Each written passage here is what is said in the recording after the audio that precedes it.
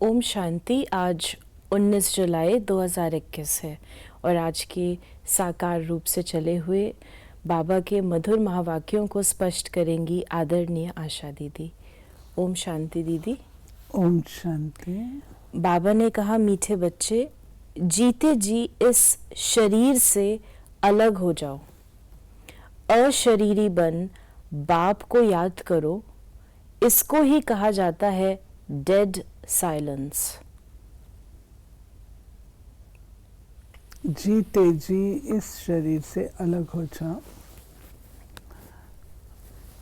इसको बाबा ने कहा डेड साइलेंस। क्योंकि जब आत्मा शरीर में है तो आत्मा शरीर से बोलती भी है, देखती भी है, कार्य भी करती है, लेकिन जब शरीर से न्यारी हो जाती है तो उसके पास कोई अवयव नहीं होते जिसके द्वारा वो कार्य करे।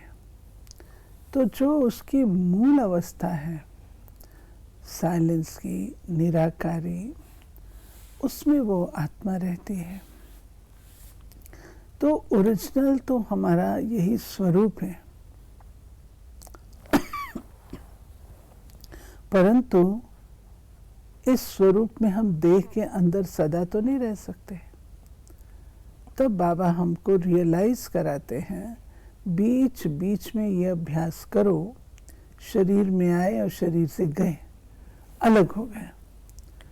तो जो हमारी सीट है, स्वमान है, मालिकपन का, वो हमको एहसास होगा, इससे एम्पावरमेंट होगी। और वो होने से हम इस शरीर को माध्यम के रूप से चलाएंगे।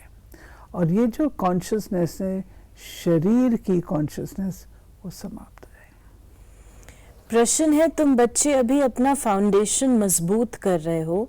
मजबूती किस आधार से आती है? पवित्रता के आधार से। जितना जितना आत्मा पवित्र अर्थात सच्चा सोना बनती जाती है, उतनी मजबूती आती है। ये भी एक बहुत इम्पोर्टेंट बात है। जैसे बाबा ने डेड साइलेंस की बात कही है, तो शांति आत्मा की शक्ति है। ऐसे ही बाबा ने पवित्रता को कहा है। पवित्रता जो है वो आत्मा की शक्ति है, ये फाउंडेशन है। तो जितना जितना ये फाउंडेशन हमारी मजबूत होगी, उतना उतना जो है हमारी जीवन जो है वो दिव्य होगी और शक्तिशाली बनेगी, क्योंकि पवित्रता स्वयं में एक शक्ति है। बाबा ने कहा कि तुम्हारे राज्य को कोई छीन नहीं सकता, ऐसी फाउंडेशन होगी जो हिला नहीं सकते। और गीत है आज का, ओम नमो शिवाय। ओम शांति। बाबा कहते मुझे याद करो, अर्थात अशरीरी बनो, अर्थात डेड साइलेंस। जैसे मनुष्य मरते हैं तो डेड साइलेंस हो जाती है। कहते हैं इनका शरीर शांत हो गया, शरीर और आत्मा अलग हो गई, खत्म हो गया। तो बाबा कहते हैं जीते जी अशरीरी बन जाओ। डेड साइलेंस क्यों कहते हैं? साइलेंस का अर्थ नहीं समझते, याद दिलाते हैं वो मर गया, शांत हो गया, तुम भी मर जाओ, तुम भी शांत हो जाओ। बड़े बड़े लोग, बाबा ने फिर एग्जाम्पल दिया, गांधी जी की समाधि पर जाते हैं तो शांति में कहते हैं जाके डेड साइलेंस, शांति में बैठो। हम अपने स्वरूप में टिक जाते हैं, हमारा स्वधर्म है शांति, हमारी आत्मा शांत स्वरूप है। उनको ये पता ही नहीं, इसलिए शांति मांगते हैं। ये बाबा ने स्पष्ट कर दिया कि शांति आत्मा का स्वधर्म है। और क्योंकि आत्मा का स्वधर्म है, ये इस बात का उनको पता नहीं है, तो समझते हैं शांति बाहर से मिले। तो बाहर से तो शांति मिलने की बात नहीं है। शांति को हमको इमर्ज करना, ये स्थिति एक गुण है, शक्ति है, जिसको हमें अपने व्यवहार में इमर्ज करना है। जब हम इसको इमर्ज करेंगे, शांत स्वरूप हम स्वयं रहेंगे, तो दूसरा व्यक्ति भी हमको देख के शांत होगा ना। बाबा ने कहा तुम आत्मा स्वराज ले रही हो, आत्मा ही सब कुछ बनती है। आत्मा कहती है हमको राज्य चाहिए। आगे भी राज्य लिया था बाप से, अब फिर लेने आए हैं। फिर बाबा ने कहा मनुष्य देह अभिमान में है तो दुख में है। ये जड़ बताइए बाबा ने कि देह अभिमान सर्व प्रकार के दुखों की जड़ है और देही अभिमानी स्थिति सर्व प्रकार के सुखों की जड़ है। क्योंकि जब देह समझते हैं ना, देह समझते हैं तो फिर हम आसक्त होते हैं विकारों से। विकारों में आसक्त तो विकार हमको सुख तो देते नहीं। कोई भी विकार है, कोई सुख तो देता नहीं। तो वो विकार हमको दुखी करते हैं और वो दुख ऐसा होता है जो कि आत्मा करते करते करते करते सहन करते करते जीर्ण और शीर्ण हो जाती है और बाबा को पुकारती कि हे दुखहर्ता आओ हमको छुड़ाओ। मूल जड़ है देह अभिमान। कहा भी जाता है पाप मूल अभिमान। देह अभिमान हमसे पाप कराता है और जो पाप कराता है, पाप से सुख तो नहीं मिलेगा ना, पाप से दुख ही मिलेगा। तुम आत्मा को राजाई चाहिए। इस समय आत्मा स्वराज मांगती है बेहद के बाप से। श्री कृष्ण को तो स्वराज था, फिर गुम हो गया। अब बाप आकर तुम आत्माओं को राज्य देते हैं। इसको कहा जाता है राजयोग। परम पिता परमात्मा राजयोग सिखलाते हैं। फिर बाबा ने कहा कि मनुष्य देह अभिमानी होने के कारण कहते हैं मैं फलाना हूँ, मैं देह को ही समझ लेते हैं। वास्तव में मैं आत्मा करती है। आप बाबा ने एग्जाम्पल दिया, आत्मा कहती है मैं ये चीज उठाता हूँ, फीमेल कहेगी मैं उठाती हूँ। वास्तव में आत्मा तो मेल है। मैं आत्मा बाप का बच्चा हूँ। फिर बाबा ने कहा, ये बाबा आत्म स्थिति का अभ्यास, इसमें हमारे एक भाई थे, जैसे शिव ब्रह्मा बाबा ने शुरू में अभ्यास किया मैं आत्मा ये करती, मैं आत्मा ये करती। ऐसे हमारे एक भाई थे बीकानेर में, वो भी ऐसे मैं आत्मा, तो उनको ये पाठ बहुत पक्का हो गया था। बाबा ने कहा एम ऑब्जेक्ट बुद्धि में रहती है। स्टूडेंट कहेंगे हम ये मैट्रिक पास करेंगे फिर ये बनेंगे। सन्यासी चाहेंगे हमको शांति मिले। एक कहानी भी है, रानी के गले में हार पड़ा था, ढूंढती थी बाहर। वो भी शांति को बाहर ढूंढते हैं, परंतु आत्मा तो स्वयं शांत स्वरूप है। बाप फिर स्मृति दिलाते हैं कि तुम आत्मा हो। तुम आत्मा ने 84 जन्म भोगे हैं। ये बातें दूसरा कोई समझा ना सके। फिर बाबा ने कहा कि बाप ने समझाया है सिवाय पवित्रता के ज्ञान की धारणा हो नहीं सकती, तो इसमें सोने का बर्तन चाहिए।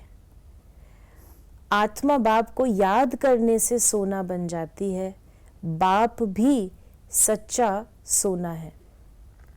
सोने का बर्तन चाहिए। जो हमारी बुद्धि है, अगर उस बुद्धि में दुनिया भर की फालतू बातें होंगी, दैहिक दुनिया की बातें होंगी, तो उस बुद्धि में ज्ञान नहीं बैठ सकता। कहा जाता है शेरनी का जो दूध है वो सोने के बर्तन में ही टिकता है, अन्यथा नहीं। इसी रीति से ये कोई अब कौन शेरनी का दूध निकालेगा, कौन रखेगा, ये तो कहावत है कि जो पावरफुल चीज़ है उसके लिए पावरफुल पात्र भी चाहिए। अगर हीरा है आपके पास बहुत बढ़िया, तो उसको रखने के लिए डब्बी भी तो वैसी ही चाहिए। इसी रीति से बाबा कहते हैं ये ज्ञान जो है वो पवित्र बुद्धि में ही टिक सकता है। अगर बुद्धि शुद्ध नहीं है तो ज्ञान ये टिकेगा नहीं। तो बाबा आज पूरा फाउंडेशन पर हमें बता रहे हैं कि जैसे मकान का फाउंडेशन बहुत पक्का बनाते हैं कि अर्थक्वेक में भी ना गिरे, तो अब फाउंडेशन पड़ रहा है स्वराज का। आत्मा को 21 जन्मों के लिए राज्य मिलता है। यहाँ की राजाई तो कुछ है ही नहीं। आज राजाई है, कल किसी ने चढ़ाई की, खलास। फाउंडेशन कोई का है नहीं। गीता में भी कहते हैं बाबा हमको स्वराज देते हैं जिसको कोई ले न सके, गिरा न सके। ऐसी बादशाही देते हैं जो जरा भी दुख की बात नहीं रहती। आत्मा को कितनी खुशी होनी चाहिए। निश्चय तो है ना, निश्चय नहीं है तो वो स्वर्ग में चलने के लायक नहीं है। फिर निश्चय नहीं है, अपनी स्वयं पे निश्चय नहीं है, अपने भाग्य पर निश्चय नहीं है, पढ़ाई पर निश्चय नहीं है, लक्ष्य पर निश्चय नहीं है, तो स्वर्ग जाकर के क्या करेंगे वो। परमपिता परमात्मा को बुलाते हैं कि आकर दुख हरो, सुख दो। उनकी ही श्रेष्ठ मत है, वो है श्री श्री भगवान की मत, जिससे तुम बच्चे भी श्रेष्ठ बनते हो। गवर्नमेंट भी कहती है कि भ्रष्टाचारी दुनिया है। अब श्रेष्ठ कौन बनाए पता ही नहीं पड़ता है। समझते हैं साधु लोग बनाएंगे, परंतु वो तो श्रेष्ठ बना नहीं सके। ये तो बाप का ही काम है ना। बाबा कहते हैं जो श्रेष्ठ और अश्रेष्ठ से परे है वही श्रेष्ठ बना सकता है। तो श्रेष्ठ और अश्रेष्ठ से परे कौन है? शिव बाबा है। शिव बाबा ही जो जन्म पुनर्जन्म की चक्र से न्यारे हैं, जो सारी तीनों कालों के ज्ञाता हैं, वे आकर के हम बच्चों को श्रेष्ठ बनने का ज्ञान देते हैं। पहले एक राजा के हुक्म पर चलते थे। सतयुग में तुमको वजीर आदि कोई भी नहीं है। वजीर का नाम गाया ही नहीं जाता। तुम समझते हो हमने विश्व का मालिक बन राज्य चलाया था, ऐसे ही जाकर चलाना है जैसे चलाया था। बरोबर सतयुग में लक्ष्मी नारायण का राज्य था। हर एक को अपनी अपनी राजधानी मिलेगी। कम से कम 8 तो है ना, फिर 8 है, बस 108 है, आगे चल पता पड़ जाएगा। ऐसे नहीं कि जो पिछाड़ी में ज्ञान देना है वो अभी देंगे। जो जिएंगे बाप ज्ञान देते रहेंगे। देना ही है, ड्रामा में नूंद है। बाबा ने हमको पढ़ाई का जो रिजल्ट है वो बताया 8,108।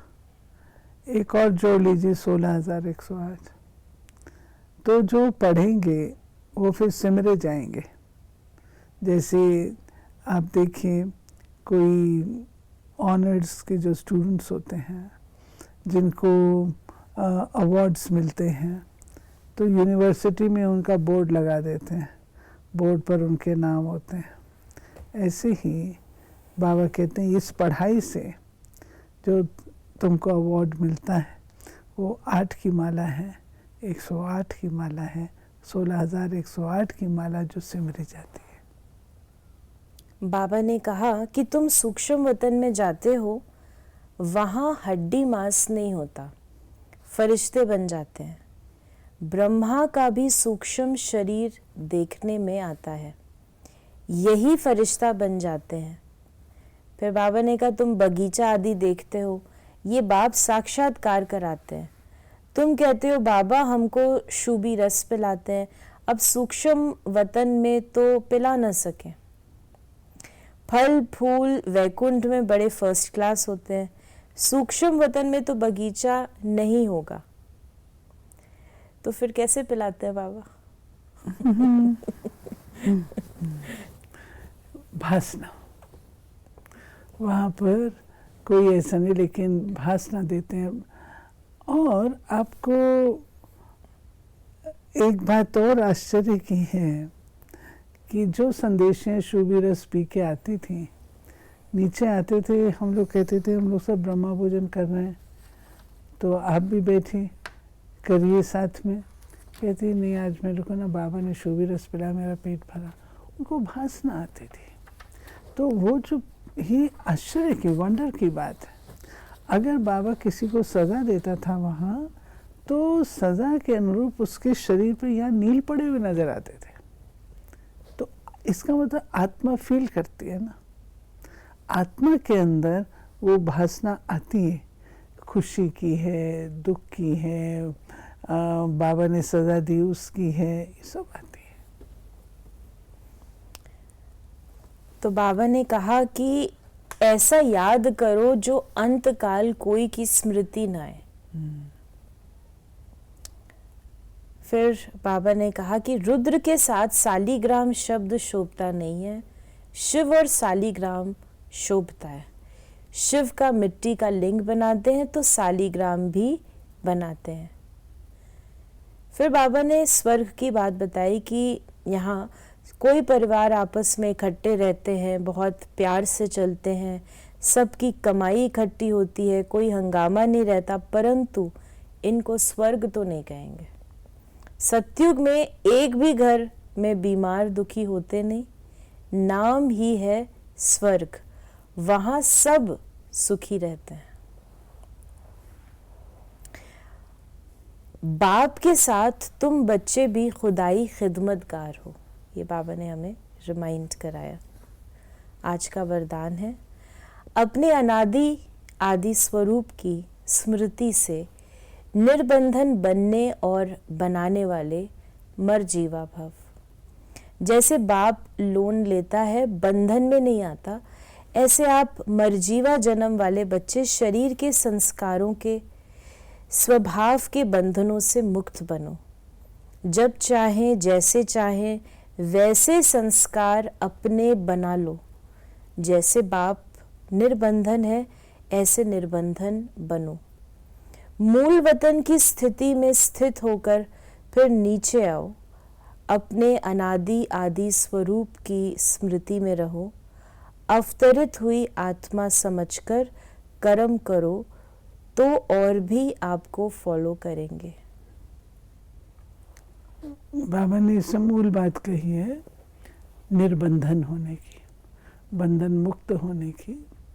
और बाबा ने कहा अगर आत्मा समझ करके करेंगे तो उससे बंधन मुक्त। स्लोगन है, याद की वृत्ति से वायुमंडल को पावरफुल बनाना, यही मनसा सेवा है। यानी बाबा को याद करना भी मनसा सेवा है। वायुमंडल को आप पावरफुल बना रहे हैं, वायुमंडल को पावरफुल बनाया तो उसमें ऐड तो हो ही जाएगा। तो ये थे बाबा के आज के महावाक्यों का स्पष्टीकरण। यदि आपके मन में कोई सवाल है तो आप व्हाट्सएप करें 8826599309 पर, और हम आपके प्रश्नों का उत्तर प्रश्नोत्तरी कार्यक्रम में देने का प्रयास अवश्य करेंगे।